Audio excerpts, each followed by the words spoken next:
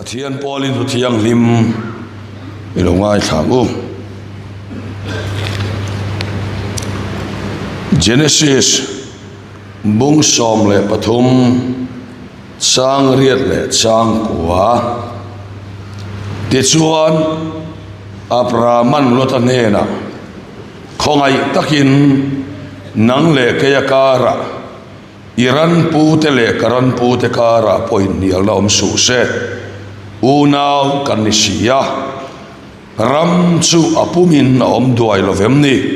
khongai takin kanena ta hi inti khang mai ro nang veila mai kal chuan ke dinglama ka kalanga ani lo le nang dinglamai kal chuan ke veilama ka kalange atia Genesis ve bung som ni le panga sang som ni le pathum tin lalpa chuan nena isula chuan chitni anoma ipum sunga chang nge chuan nam ni anin chanang nam pakhat chu nam pakhat ai chuan achak zo kanga tin au pa zok so da no pang zok rong cho bolang atia tutlung adang zol nei Isaiah lo siarang zol Isaiah le khabu bung sari sang som palile som panga chu wangin lalpa nge chuan chin sia na peng chau ngai teu nula thiang lim pakhat arayanga fapa ringanga aminga Emmanuela asang ani chuan thil thalo lam du lo na sang akhiat huna le thil thalam du na sang akhiat huna chuan bong nu te khal le khoizu ai thinang pakhat chau ilo ngai thaleang chan chin cha Johanna zia bung som ni le pakhat sang som pariat le som pakua ti tak mevin ka khila che ino pan lai kha ni ta ya in prenga iduna pia ngai kal thina nima sila yu pathuna son ikut tei pharanga midangin an khen sikang chia idu lo na laman kayang che atia chung thu chu eng tianga thin nge pathian ala soi moyang ti khiat tirnan a soyani tin chu so soi na nena mizuyro atia athulal pan kan sakan malmin som sakro se trong trai turin ovan lal vuana ilo somang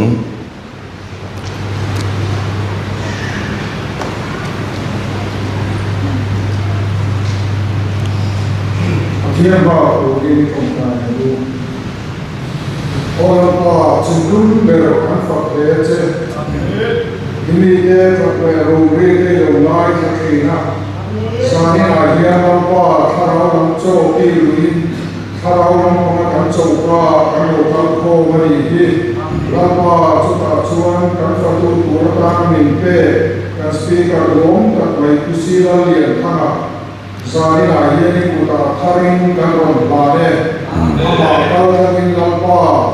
dari suwa Krista kos kuarna hilu kumpuna kisah dalam suwa karan ne lomang ngeri kaisu min mukti ramce min lampa iko karote min suwa iko lom katabang dia ine na lom tu kakircea sari la yeni kumai dari dekan shirawa chú gì nó chơi cầu nó chơi cầm nắm nông lý cầm xìa cầm nông cầm nước mèo đi thì chúa mình mai tu cầm lót qua lại cầm bát thiên đi ra không có cho coi được con phong toàn khan giờ này là coi cái speaker đi còn con lệ turin đi cùng tháo đi chung à nó lấy xua Christian đi cầm đồng vàng Amen.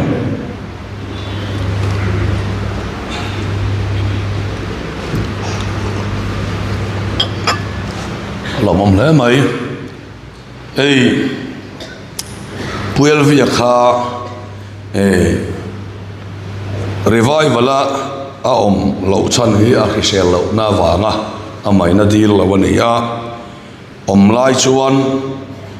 revival speaker singa hian program nei chaber pol hi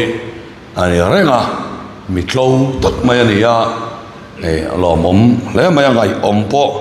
kan tia angai poi kan ngai le ani speaker ho hian a thiat te hian ti kha kan soi le lo kan hi le hei zan ina hian ai nge ka semo ka te pathian hena te po kan chong chaya eng ber nge ka soyang ka tia chuta chuan karil ruwa ani sa na sang khan ani sa na chang poni lo ni san masa chang khan kan kem lai chang khan karil ruwa hian thilo mo om to a chu sai na hian soi kan tu mani kan thu poya tan chuan du na chini ti mangin pathian thu soi kan tu mani du na chini chu enge ni kan ti chuan kan pian thar nu a ke mania mi hring hlui le mi hring thar soina ni thothong hlui chong kama chuan a upa zo Ismael le Isaka Esau le Jacoba Ephraim le Manasseh le Ephraim tu tiang sel chuan na a upa zo le anu pang zo soina ni a thothong hlui a chuan ti khana upa zo le anu pang zo Bible a kan mu se la thothong thar la mai ro chuan chu ka kal masa ten ke mania lo piang masa zo mi hring hui le piang nong zo mi hring thar Isua Krista ke mania lo nunga kha in soi tai la a thome tin eng wang nge kan ti chuan pathian thu hian min ko mu tum anaya so ke mania piang masa zo ko ma piang nong zo ko ma thothong hlui a chang to khan mak em mai chu Israel te pon nam dana upa zo kharo lua tu ni ma sela Ismael kha anau pang zo Isaka lo pian khan pathian chuan sarinena Abraham nena te boy nu chu fa nen hot chuak ro boy nu fa chuan boy lo nu fa chu ro lu pui don silova atia annam dana upa zo ro lu tu ni renga kha lalpa dana ni lova lalpa dana chu anau pang zo kha ro lu tu ani tin adot le chuan Esau le Jacob kan mulea Esau au pa zo ania no anu rebekin apai lai chagin pomsu ngai suala amang ema atira tak sun rebeki hi achinga sariang thovin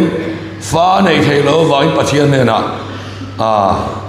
ikhan amang anga chu isakan adil saka fa kha isuan na valo paita apum chunga anloin sual ta ni amang anga now paita chu thataka pai om te kha pum chunga in sual ta sia amang anga pathian na thi adil ta chu ta son nal pan om sia aron kil fiata ni isula chuan chini an omanga isuan nam khat aina chak zo kanga au pa zo ke no pang zo ro ga bolang tiron kilta asula khan upa zo esava piang masa zo ni masela anau pang zo hiro lu tu ri dona so va so na upa zo esavan anau pang zo jacob ro ga bol dona ni tin adot le chuan anau pang zo kha achak zo dona ni au pa zo kha achak don lo so vang chuan anau pang zo kha chak don ni tin aron khil fiata ni so yang tin nge niang ikan soile taila omsia ina soila hei ti hian kan pian thar ma chuan du na chi khat chau hakan nei ni kha đủ nó chỉ khát đều sâu khát ăn này à số xuân chỉ sang hi cắn đùa mà sẽ cắn ron pian thar achak sia hian cái mà nia mi đắng ron nung ta Jesus Christ ta khani ta ni số mi ron pian ma chuan boss heto mi khring kan nia wangin kan thiên lung taka kan du na lam cheu te hin an min cheng za ngai du sang khat min ti se sang khat kan du so ka kan du so lam ni sual on lam du am lam ani hal top me mel that ngai du mel siat ti se mel that kan du so ka rau pui nge i du tlom ti se rau pui kan ti le so ka nga soi moi ngai du soi moi lo ti se soi moi kan du so le ha la số tiền sẽ xuân khiom taka van ram lu ngay đủ thì sẽ nuông taka van ram lu nuông taka van ram lu kan tia thì khan mi khinh nun kanon pian suwa pui nun hi xuân anuam lam kha em ngal top mai ni tin số tiền số arau pui lam te kha em ngal top maya số kan nei na ni số mi kan rual o awang xuân kan nun po sao hiya la số mi kan du thu sam ti hot king ko cho pathian kha kan beta ngat mai ni số mi va so athu oi po kha kan tum tangat ngat maya amai ro so kan du ang kha no thin lo khan ato pa kan be donga aro kin kan vui le pathian dem ngam chia silovin kanom le ta ni so pa soinon le don mi khing pian chua puin adu na hisu mel siat aya mel chat nei tem aya nei tam so tiang sel so ni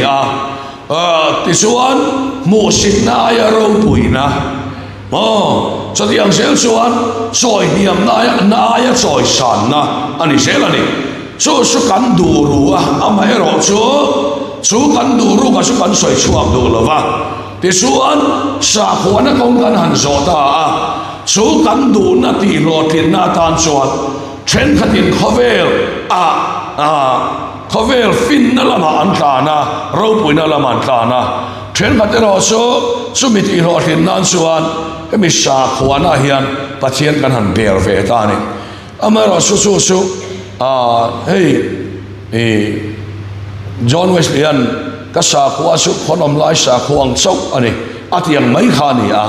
so suan nun so ni la kha sa khothuru gril mo kan thurina pui thiam lalber Isu Krista so ingai tuang o ti theng pha tak si lo khan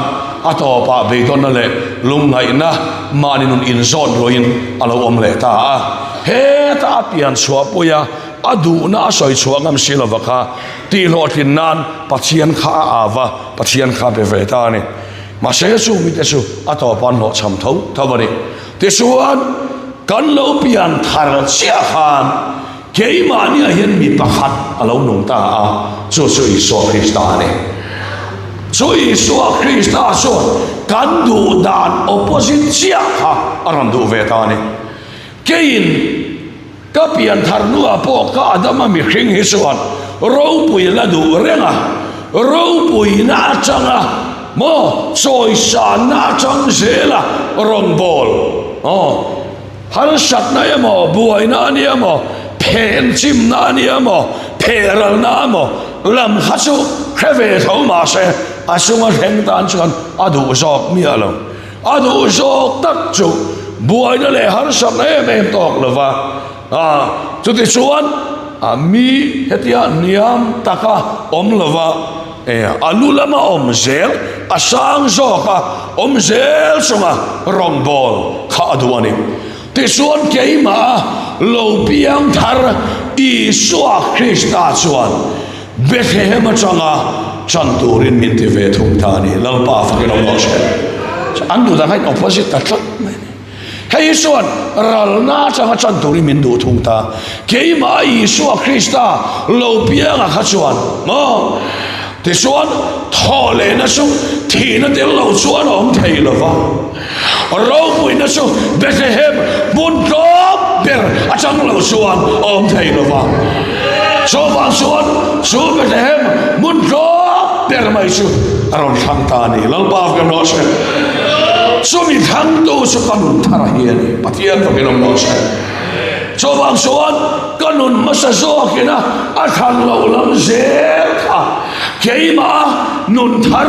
Krista ina than sok sing lo ni ta ni min lo thiam lok pula tun la ya hian ka soi turanim ka khalawa hei kan revival poina kan soi hova kan vai em chu I prosperity theology hian ya hei hi mi hring du na ang zela pathian che tir tum na hi alian em a hian ka khia chu mania thil pakhat ke na phei chuan tikhan a blessa lalpan alulam zela da se ro se an tingota alula lo ma om tur hian helai mi chuan aniam lama thanga aniam lam a thanna keima om Kristaina aniam lam a thanna kong ka zona sia ro pui ta ka soi son na pathian fakirong no se zoi la hian hi a kong ani kong lo va kal tum su nakina kan na che sual nge nge don I zai na hian hei kan nai tu nom se apoi mo em mai ni le la li so kin ne ti in ngai lu piang an tlo manga in ngai tlo ma piang soi moi no mang atia soi moi na kong hi in ngai lu na changin a chan thei lova in ngai tlo na chang samin amen mo soi moi na kong hi o mani a kong hi o ma a kong ni lova kal tum hi apoi em mani hei kan dulu to ka wanga pathian hi te mayang pathian mi ni te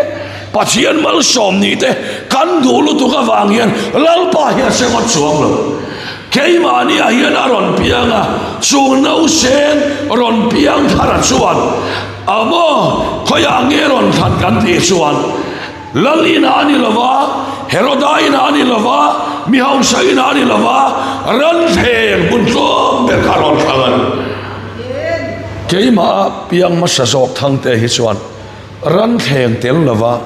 choi san na changa rong bol hi thangani direct thangani ma sa thei lo top man hei so wang chuan zanina hei kan nai to poi mo le ani to tiang so ni ya tiang sel chuan keima ni ya mi hing thara khan than le kan mi hing luina a than hi a in ang to mi lo ani tuna hian an soi tai la ka mi hing luya hi chuan Allah than reng chu tia yang ka mi hing luya ka chuan Allah than reng chu har sat na em tok lova buai na em tok lova lalpa rong bol a soi san ni hiani mase kami hing thar Krista hi chuan atuar na chom puina luve a thang lalpa ka no se so atuar na chom puina kong ka zo chia khan ka du lo na lama ka khalta ti na ni lalpa fa ka no se so ta sia chuan mal som na hi omani kharau mal som na hi omani so hey kan du na len lu to ka wanga pathian du na mo a Bible sanga amil ve tu bor ang tak alo om ve sia su mati mai hi a ol em ani ti hi zanina kan soi du ani te kin nan ko kan hawa rong kan bol na po lo ni sela ko kan hawa rong kan bol na po chan vo chazok te chan vo sang zok han san mai a pathianina reilo te ka in pek na manga kha vanai mai kha min nei tir mai du na kha ta hena lian mai ni kami khin na hi chuan chu athangani mase keima Krista chuan sulam ai chuan ania ber achanga lom taka anunga zui athang ta ni lalpa fangram los sumi kong lalpa keima mi hring tharina athan lam zok chu ka than tu na ni mo pathian hian mu mal lo de win than tur min ko mu lo hian min kal tir lova than tur dik taka min ko mu sa hian akong zo tur min khil sa hian min hoi ani te hi zanina kan khiat apoi mo le ani te chia nun nget nei ta hi hian soi tai la nun nget han nei te po ani na ta ka chuan tia athian ti em ngai chuang lova athian fak em po ngai chuang lova hetia han pian thara changa thil tha ka tianga ka het mayang ti kha ai thanga ase ke ni ang ei rui lo ngai kha inon lut nuala khatiang rui lo ngai piang thar zuania mo drakania mo khatiang piang thar to tan pai suan zai na hian direct kong zo mai hian thang set mai ne ma se alone mia lova so keima kheng nu ni na than lo keima piang nu so i suwa Krista ina aten soila afia zo kang tu na hian pathian fakala mia lova nun net nei kha hian du top mai ne ma se keima Krista son nun net nei lo lampo ni lovin keima Krista son lalpa mual pho pui ve hi adoni lalpa fakal mo se so in ro om ve kang ti khan mo om ve don sa kim ki mani asan su polan pachian san sin khiat tur me su aril ro khiat rin omani atiani hela hian kan ril ro ain sual ringot ani lova keima ania piang ma sa jok le piang nu zo khan in sual to zo kani so wang suan pachian fak kher lova Christian chatak ni ta hian kadwane ma se keima Krista son lo mual phau na mu na chama pachian khongai na char cho ya duane pachian fakram lo se sumi do tu su nang ma ne tu ka point anung nge ai don o khai lam tual han theng ila atia jak sung pon han theng ila ti kha in ron chut no a hian in ril ruain sual nge dona kha tharau chiang rin tel mia lova in ril ruin sual mai anilo nang mania pathian fapa Krista lo piangale in mi khil nai sual to so ain sual leng ringot chuan om sia nei don lova ato pain sao dona ano pang so ka sa so turani lal pa fem lo se au pa so ke no pang so ka ma bola kan du dan ka khing nu ni na du dan mual pholova oma pian tharang nge sel adu lain keima lo pian nu so Krista son ama mual pho hi poi hi nu amati to so ka ni so mi kong so ka su kan so phot suan su ta suan mal som na omani ti hi sanina pathian thuin min ko muwa su kan khiat apoi mo hle maya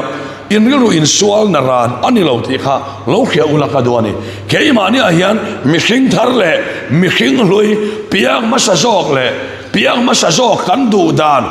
le piang nu zo Isu Krista du dan kha keima ni a alo in sual to a so wang sual kan du dan kha mo mual pho puya pathian keima ni a mi hring thar du dana ke kan pen le kan che chua na pianga thala wal so ba than kan do la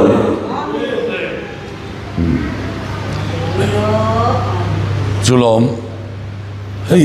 tia enga tinge mal som na thari kan don lo kan ti son ta khin nan soi o mani mo ka heloma voina khan mi pakhat hi pui ve thin kanaya ma se apoi saman da na hian amang thiam lo lutuka an mang thiam lo lutuka pui to lo mai hi min on phone ka hiat po khan pui to lo mai hi karil ruwa son a omani so kami hring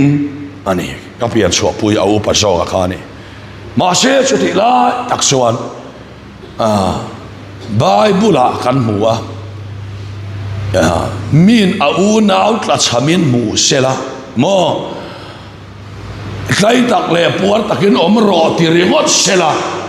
ei tur emo sil tur apek suan silo suan mo enga mani lo so wan suan thil ti tel lo warin nangot so thiani tin saka pakhan aron soi fiana na mangtani o khalam kha karil lo vo omber lai poni lo wa sulai taka suan sil tur le ei tur nei lo wa mi manganga anon kal to ani suan min ron fon to ani suan tin keima mi king thar khan nei lo le mala lal pata na ral wa mi ti chin khan lal pata na iral na sinai kim chin ti lo theng ta lal pata lo mi king na thar so du dana mi king masaso piang masaso keima om he mo kanem dea keima krista so thuanga ka che chuana pia churil lim nai min chu khat the so susan ina hian a thian thuina min ko mo chu nia so wang chuan tuna po hian kepen dan tu na khelo tia pathian thu kha ti ron tlanul nul don lo rau de kha ron nul don lo kan ron pian thar chen keima ni a hian kan kong zo tu ron sial sa top mai ni so kan du lo na lam khani khal top mai ni I du lo na lam an ka yang se tia so zana ka khitlang e mai zanin so ni lai zan kanin khong lo mai teng ti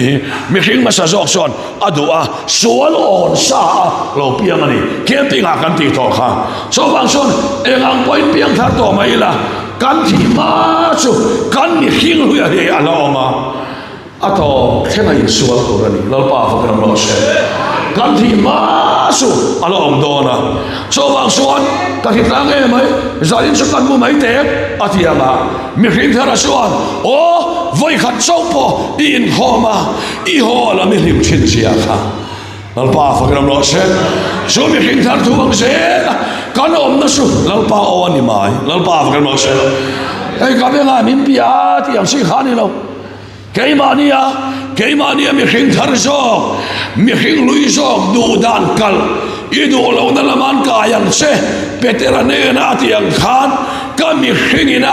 adu lo na lam zel he takal na tur so lo ni ta ni coba so ka pian thar khan en te vak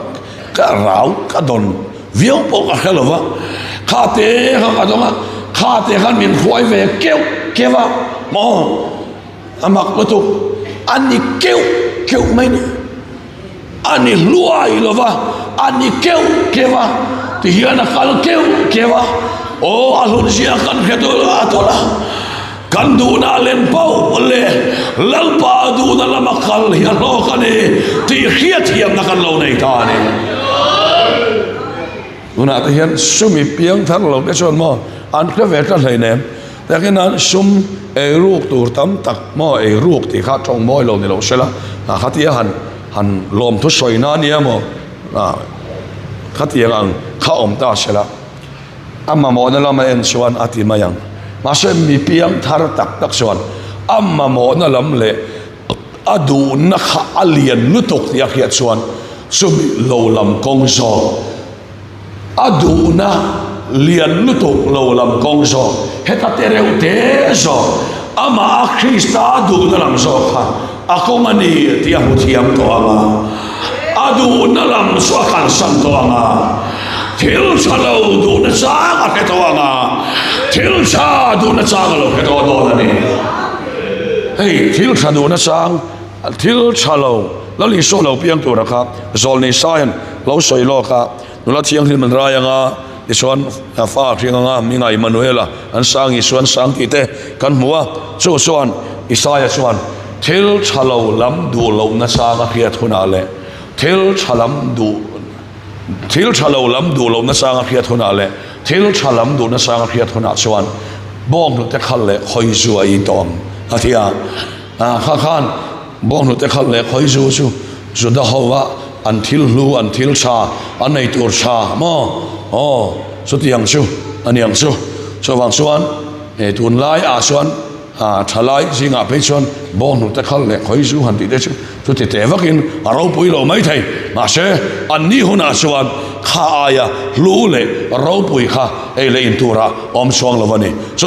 aron soyani tiang sia chuan thil tha lo lam du na sang ti te hemi thil tha le tha lo pe tia kan mu the tha le tha lo ringot ni to lo ke mai na tha ka ti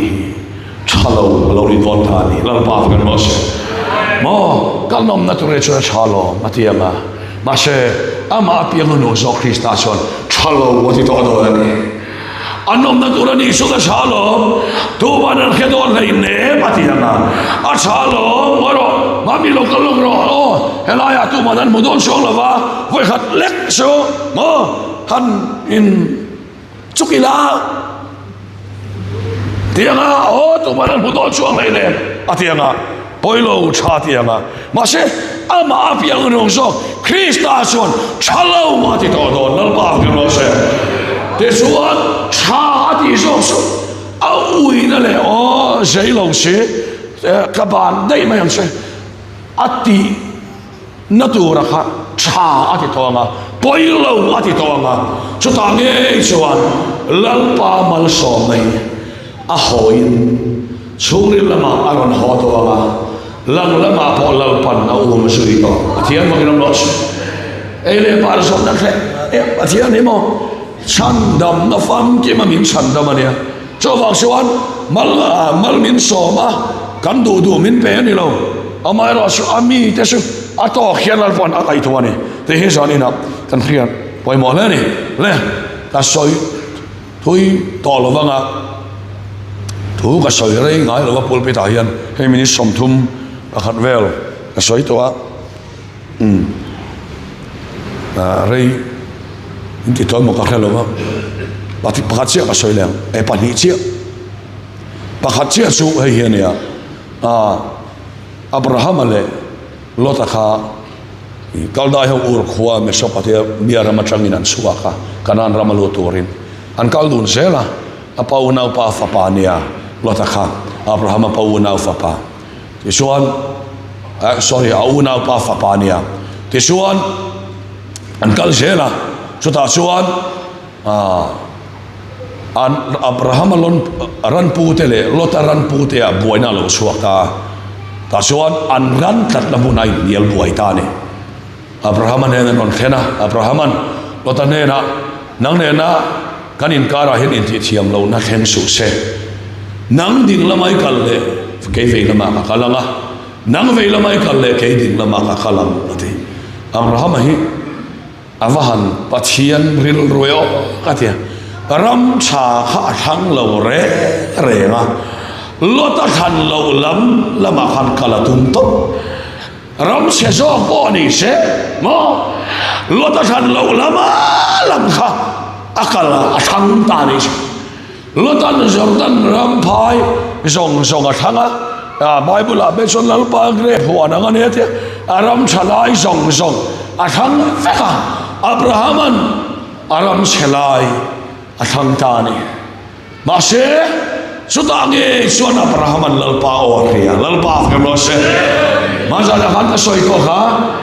Abraham ram than kha lota ram than lo ram sia ani ti sia ne em so Abraham hi alo in dom kun ve manani mase mani du lo na la makalte an mani apiang masaso Krista kong zo ta hilal pala thai gil lai lo sa na luam zo ma sela sa na muna kal ma sela pana thai gil ngai la Abraham ta role ma lam te sim lam te thang lam te sak lam te hen ro hen so ka pe do che unang te u zalin a hian cross kong hello nai va khom hetia cross puta hetia khom motor tum la mani lova hela ina kapia kai ma pia ma sa zok ina achak lo na lam le adu lo na lam zer mo mitui tak na poni sela ro pui lo zo poni se chu kong na zo na son a zo so ai lo hei nun na khom dik tak so anai lu tuk akong kal na kha chu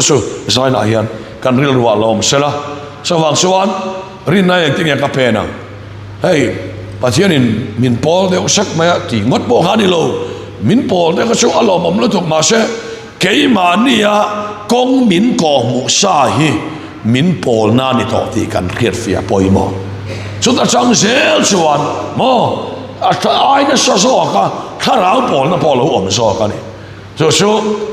kan du na lama khal khan eng pol na ma don thei lo na ro chiat tul tul ni mai rei tul tul chon chu pathian thui min ko mo ni le chu bible ina min ko mo ni ya chu wang suan san ina kan sa du chu Ketera ne na ino pan lai tai en krenga idu na pia mai khal shena yo pat khona midang en khen sang se ibani paranga midang en khen sang se idu lo na lama an kayang se yo pat khona ti kha ipian thar khona khara vai pian khona tinani maya so wang suan idu lo na lama an kayang se ati kha sa ina kai mani a khing nun pia ma sa so kena adu lo na lama pia ma hian khalila pathian in puan na kan mu mai lal pa fa no se tu diam tu so sai na chang hian bullet chon ta lang a thu kan soite lal pan kan sa tal ma som do se